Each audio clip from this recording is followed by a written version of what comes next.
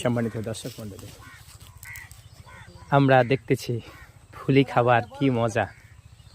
সবাই ফুলি, গুড়ের ফুলি খাচ্ছে এবং এইভাবেই কিন্তু গরম জিনিস ঠান্ডা করতে হয়। ঠান্ডা করে পরে একটু ঠান্ডা হবে তখন ফুলি খাওয়া শুরু করতে হবে, তাহলে এখন গরম আছে আর পড়ে যাবে। আর এটা গুড় তৈরি করছে, এই গুড় থেকে ওই যে ফরমাতে গুড় নিয়েছে, ফরমাতে গুড় নেওয়ার পর আবার এখানে এই করছে কলের মিল। আপনাদেরকে আবার দেখার চেষ্টা করেছি কত মজা। ফুলি হচ্ছে,